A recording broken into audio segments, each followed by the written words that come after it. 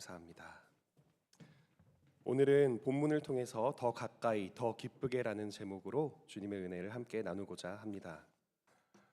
옛날에는 교회에서뿐만이 아니라 지하철역이나 공원에서도 대림절 기간, 사실 대림절이라는 기간을 비기독교인들은 모르겠지만 대충 성탄절 시작하기 한 달쯤 전, 그때부터는 어디에서나 화려하게 꾸며져 있는 트리를 만나곤 했었습니다.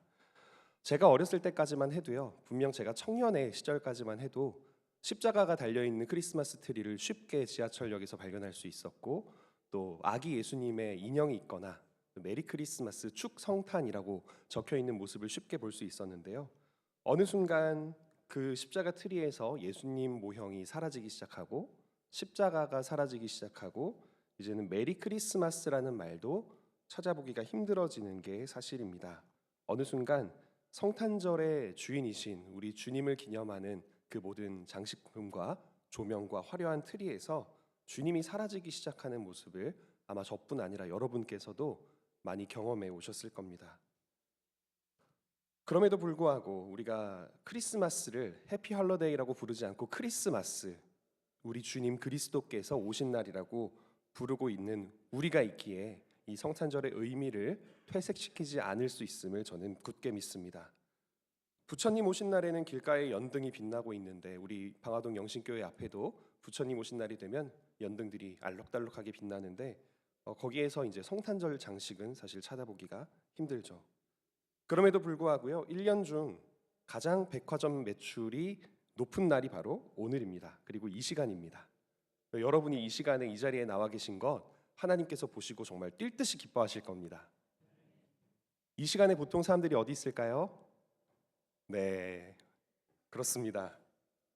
요식업과 숙박업이 잘 되는 날, 제일 잘 되는 대목이라고 하고요, 1년 중 도심과 상업지구가 가장 화려하게 빛나는 날이고 가장 많은 물류가 백화점에서 빠져나가는 날이기도 합니다. 그래서 저는 최근에 의왕에 있는 모 쇼핑몰을 저희 아이들이랑 같이 갔었는데요, 그 쇼핑몰에 대충 높이만 해도 아파트 한 5층 높이쯤 되는 커다란 트리가 있더라고요. 와, 교회에서도 이 정도로는 안 꾸미는데 어떻게 백화점이 이렇게 화려하게 꾸밀까? 대단하다 생각을 하고 보니, 왜 꾸미겠습니까? 그게 돈이 되니까. 세상에 있는 다른 사람들이 이 성탄절을 화려하게 꾸미는 이유는 그것이 나에게 이득을 갖다 주기 때문입니다. 하지만 우리가 그것보다는 조금 소박하게 꾸미더라도 우리가 교회 주변을 알록달록하게 예쁘게 꾸미는 이유는 나에게 돈이 되니까가 아니고 나에게 주님께서 오셨기 때문임을 믿습니다.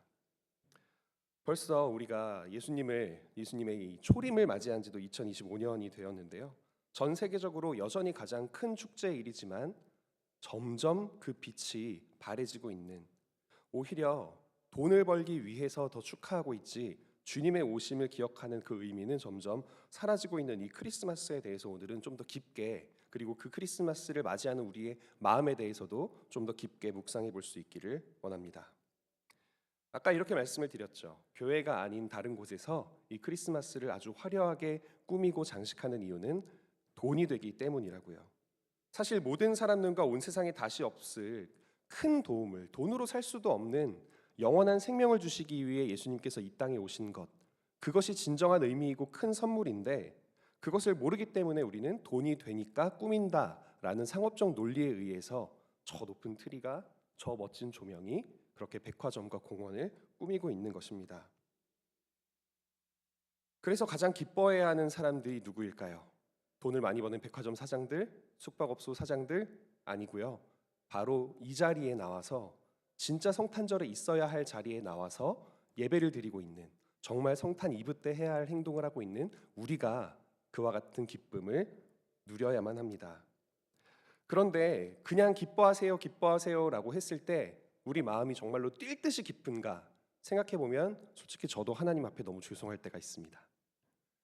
분명히 이 날이 예수님께서 우리에게 오셨고 또 오실 것임을 기억하는 대림절과 크리스마스 이브에 이 날이 우리에게 얼마나 중요한 날인지를 알매도 불구하고요, 백화점 사장이 돈 들어오는 소리를 보고 허허허 웃으면서 기뻐하는 그 기쁨보다 지금 내 마음이 더 기뻐하는 게 맞나 생각하면 주님 죄송합니다 하는 회개 기도가 나옵니다.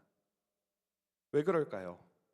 우리는 여전히 이 세상에 있는 물질과 돈에 의해서 굴러가는 자본주의 세상을 바라보며 그 세상에 섞여 들어가 살고 있기 때문입니다. 내 눈에 보이는 아름다움, 내 입에 들어가는 맛있음을 보고 기뻐하는 것과는 달리 아직까지 내 눈앞에 계시지 않고 오신다고는 했는데 언제 오실지도 모르겠고 오셨다고는 하는데 지금 내 눈에는 보이지 않고 주님 우편에 앉아 계신다고 하는데 죽어야만 확인할 수 있을 것 같은 그 주님을 우리는 세상에 있는 다른 것보다 더 가까이 하지 못하고 있기 때문에 그와 같은 기쁨을 얻지 못하고 있는 것이죠. 그래서 이 시간 우리 주변에 있는 예배자들과 함께 이렇게 기쁜 표정과 기쁜 말투로 인사해봤으면 좋겠습니다. 메리 크리스마스, 메리 크리스마스, 메리 크리스마스, 메리 크리스마스. 네, 메리 크리스마스. 즐거운 성탄절입니다. 메리 크리스마스라는 말이 아까도 말씀드렸듯이 옛날에는 성탄절만 되면 정말 어디에서나 발견을 할 수가 있었습니다. 그런데 이것이 특정한 종교색을 가지고 있다.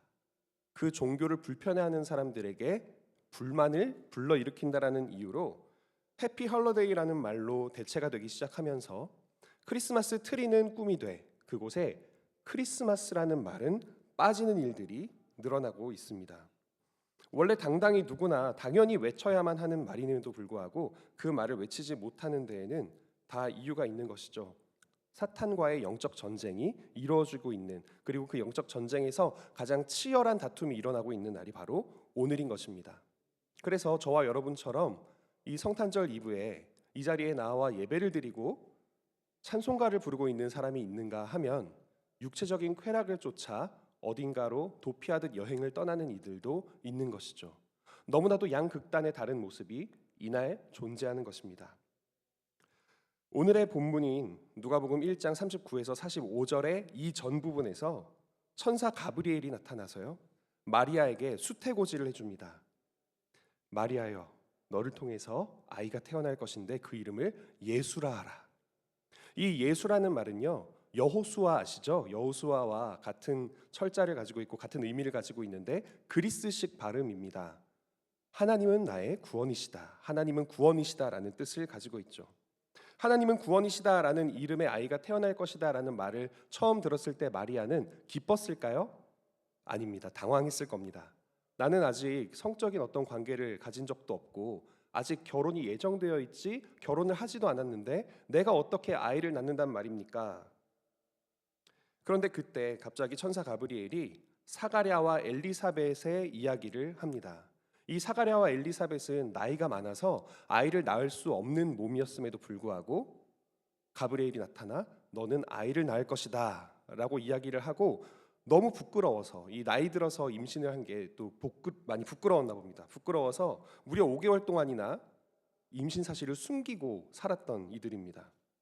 그래서 마리아는 자신에게 아이가 태어날 거다, 그 이름을 예수라라는 말을 듣고 깜짝 놀라 엘리사벳에게 뛰어갑니다.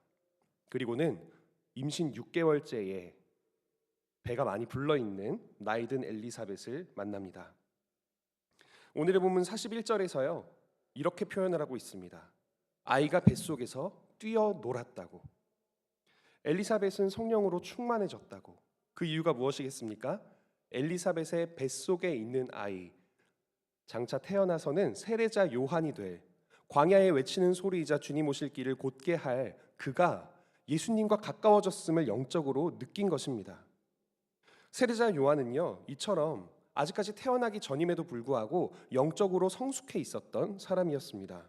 그리고 예수님이 어떤 분이신지를 알았고, 그렇기 때문에 어머니의 뱃속에서도 아직까지 또 다른 어머니의 뱃속에 있는 그 예수님을 느끼고 뛸 듯이 기뻐했던 것입니다.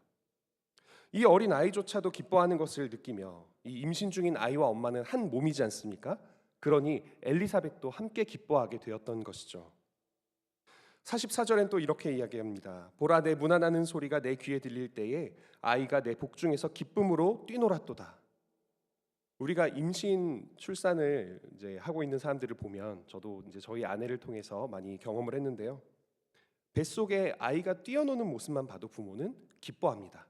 즐거워합니다. 이 아이가 건강하구나, 이 아이가 즐거워하는구나, 편안해하는구나라는 걸 느끼면서 행복해하는데, 지금 여기서 엘리자벳이 느끼는 이 기쁨은 고작 아이가 건강해서, 고작 아이가 즐거워해서 기뻐하는 것과는 비교가 안 될 정도의 기쁨인 것입니다. 이 아이가 저 아이를 느끼고 있는 것입니다. 나를 구원할 주님을 느끼고 있는 것이죠.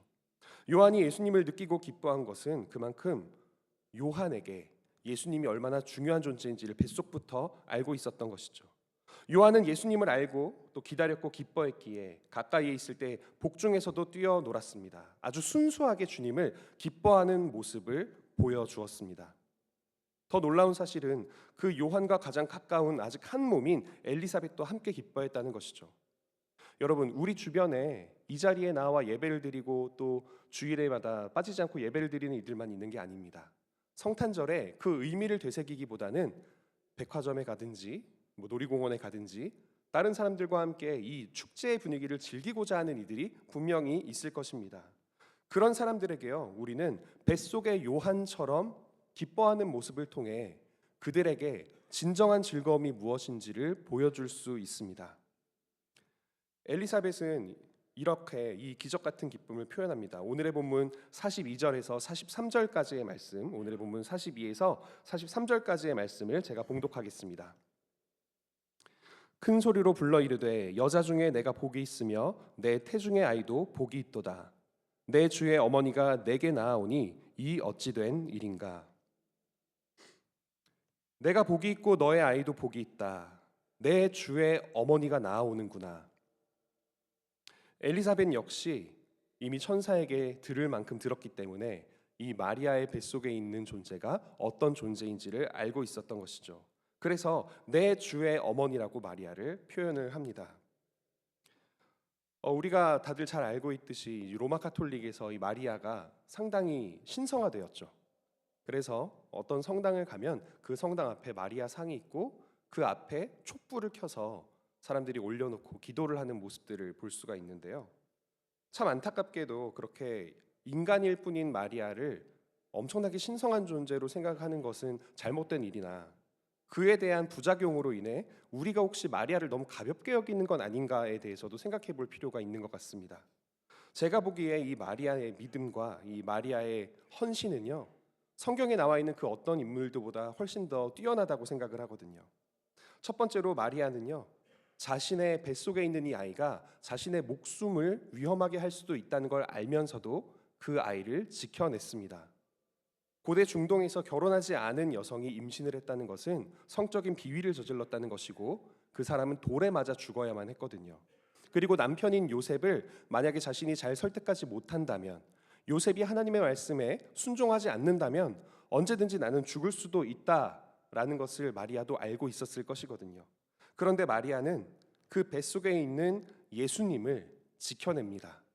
그것은 자신의 목숨을 걸고 나의 주님이 오시는 길을 예비했던 이 세례 요한의 믿음과도 같은 것이었습니다.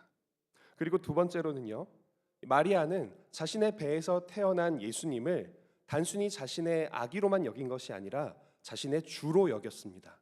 오늘 엘리사벳도 이렇게 얘기를 하죠. 내 주의 어머니. 하지만 그 주는 엘리사벳만의 주가 아닙니다.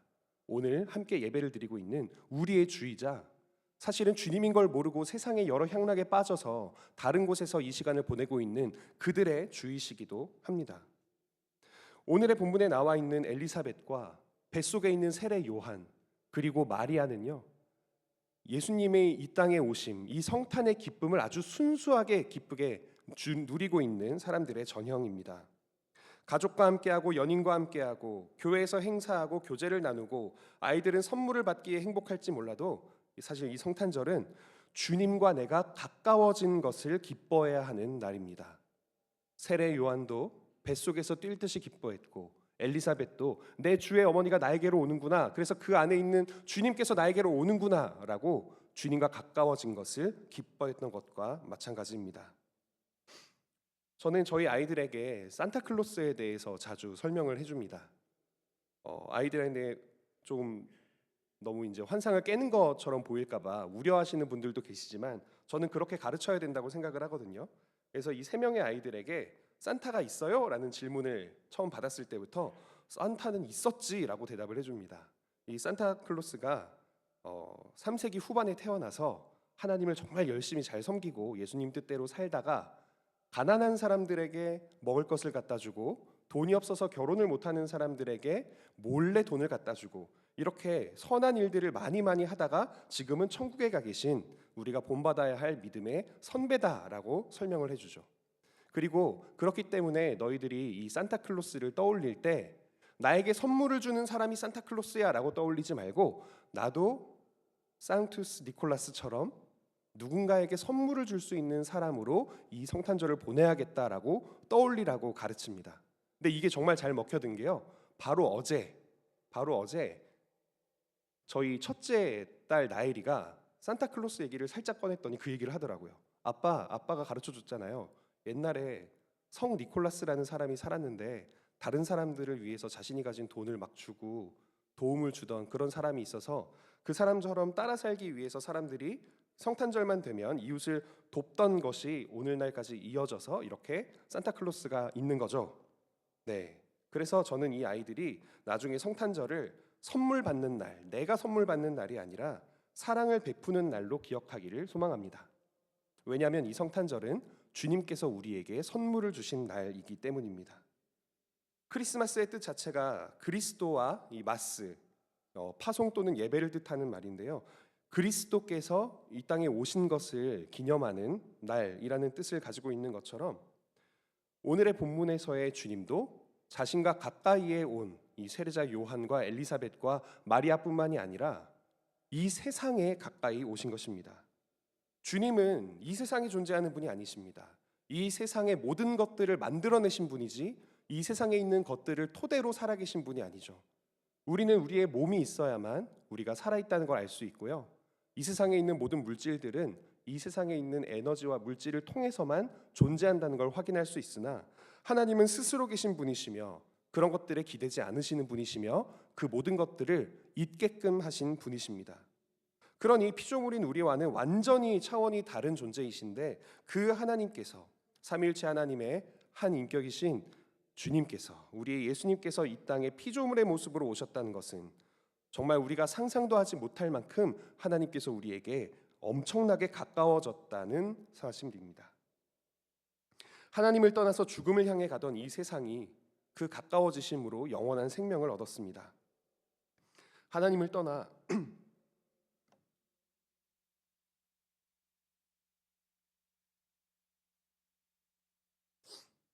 하나님을 떠나 죄 가운데 살아가던 사람들이 그 가까워지신 예수님을 통해서 하나님과 다시 하나가 되는 영광을 얻었습니다. 그렇기에 예수님께서 우리에게 처음 오셨던 그 초림의 사건은 우리에게 주님은 머나먼 세상에 있는 우리와 더 떨어져 있는 그런 신이 아니고 우리에게 오신 하나님이시다.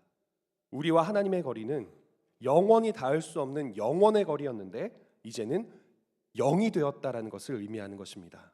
그래서 저는요, 여러분에게 옆에 있는 사람들과 이렇게 또 인사하기를 권하고 싶습니다. 주님과 우리는 딱 붙어 있습니다.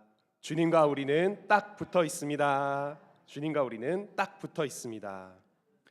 네, 딱 붙어 있습니다. 주님께서는 여러분과 영원히 딱 붙어 계십니다.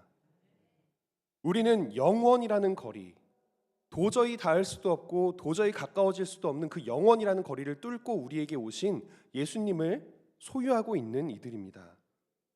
주님과의 거리가 0인 사람들입니다. 그렇기에 우리는 이 세상에 있는 사람들보다 훨씬 더 기뻐할 수 있어야 합니다. 우리에게 오신 주님을 더 가까이 느끼면서 더 기뻐할 수 있는 아주 좋은 방법이 두 가지가 있습니다. 첫 번째는요, 주님께서 우리에게 오셨음을 기뻐하는 찬송을 부르는 것입니다. 여러분, 왜 하나님께서 우리에게 찬송이라는 것을 주셨을까요?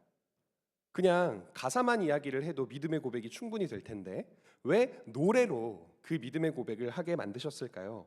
바로 우리는 감정을 가지고 있는 존재들이기 때문입니다.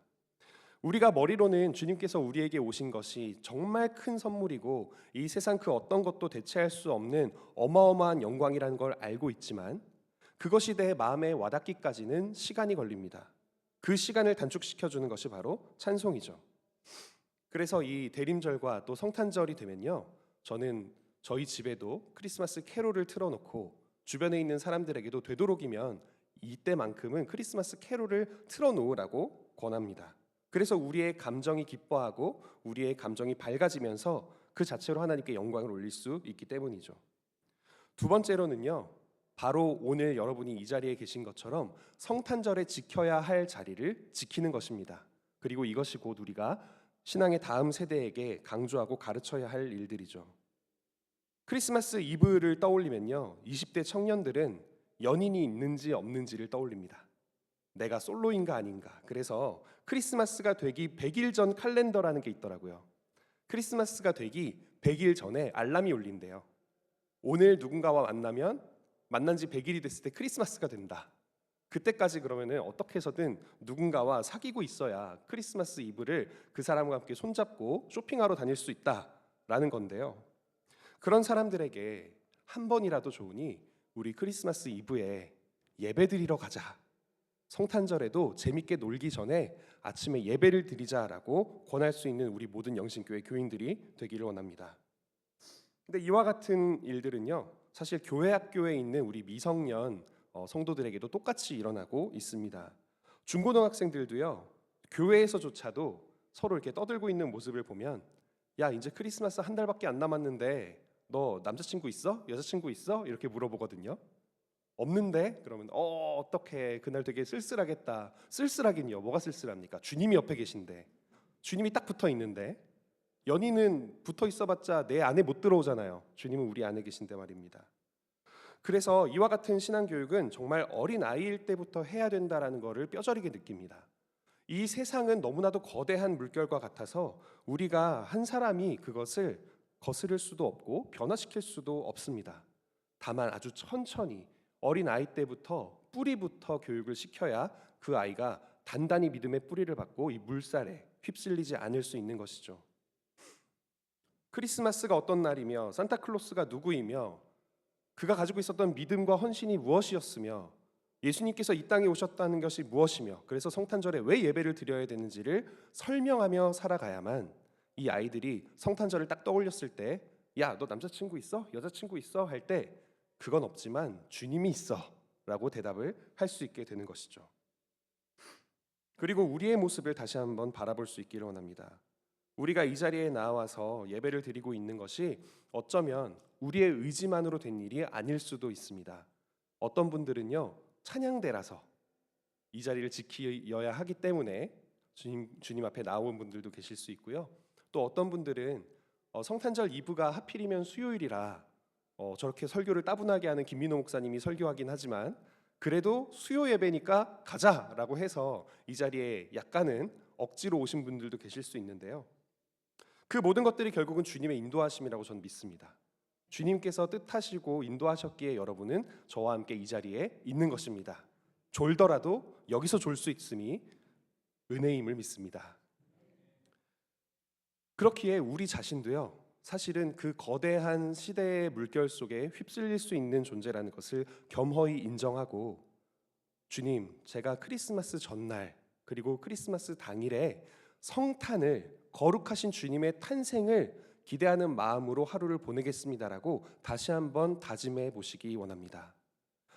우리의 머릿속에는 수많은 계획들이 있죠. 가족들과 어디에 놀러 가서 무엇을 먹고 어떤 케이크를 사고, 네, 너무나 좋은 일인데요. 거기에 딱 하나만 더 하면 됩니다. 케이크를 먹기 전에 예수님 탄생 축하합니다라고 노래를 부르고, 가족들과 함께 즐거운 자리를 가질 때, 자, 우리 맛있는 음식 먹기 전에 잠깐 기도하자. 우리에게 오신 주님 감사합니다. 이렇게 잠깐이라도 기도하고, 가족들과 함께 멀리 멋진 펜션 같은 곳 예약해서 놀러 갔을 때 그 펜션에 도착하는 순간, 주님, 우리에게 오셔서 우리가 이렇게 하나님의 아들의 생일을 챙길 수 있게 해주심에 감사합니다라고 기도만 해도 주님께서는 영광을 받으시는 것이거든요. 제 목감기가 있어가지고.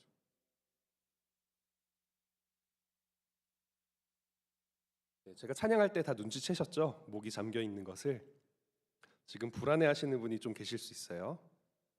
내일 제가 맡은 역할이 있는데 목이 나을 수 있도록 기도해 주시기 바랍니다. 예수님께서 이 땅에 오신 그 모습을 세례 요한이 뱃속에서도 뛸 듯이 기뻐했던 것처럼 우리의 영혼이 그렇게 주님을 기뻐할 수 있기를 원합니다. 우리의 몸이 또는 우리 주변에 있는 사람들이 우리의 기쁨을 다 느끼지 못할지라도 우리의 영혼이 뛸 듯이 기뻐하여서 그것이 자연스럽게 차고 넘쳐 흘러나와 우리 주변에 있는 사람들을 적실 수 있기를 원합니다.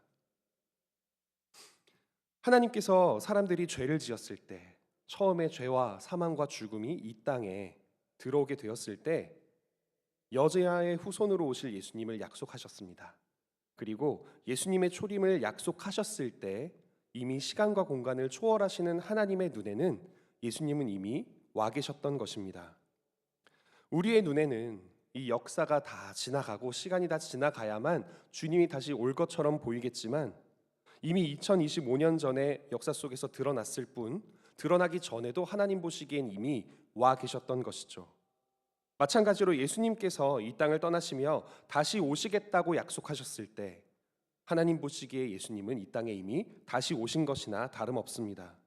그것은 우리의 역사 속에서 아직 드러나지 않았지만 언젠가는 밝히 드러나게 될 것입니다. 언제 올지 몰랐던 예수님이 온 지 벌써 2000년이 넘게 지났듯 그때가 되면 역시 오는구나, 역시 정말로 오시는구나라고 사람들이 인정하게 될 겁니다. 그래서 우리는 하루하루 살아가고 있는 만큼 재림 예수님이 우리에게 한 걸음 한 걸음 다가오고 계시다는 것을 믿음으로 고백할 수 있어야 합니다. 매 성탄절마다 주님과 1년씩 우리는 더 가까워지고 있습니다. 더 가까워질수록 자신에게 가까이 왔을 때 뱃속에서 기뻐했던 세례자 요한처럼 우리도 함께 기뻐할 수 있기를 원합니다. 우리가 성탄절을 맞이할 때마다 요한처럼 기뻐해야 합니다. 왜냐하면 우리에게 하나님이 그렇게 가까이 오고 계시다는 것이 증명되기 때문입니다. 성탄절의 기쁨이 퇴색되어 간다는 이 시대에, 그 의미가 사라져 간다는 이 시대에 우리는 그 세례자 요한의 역할을 감당할 수 있는 기회를 얻었습니다.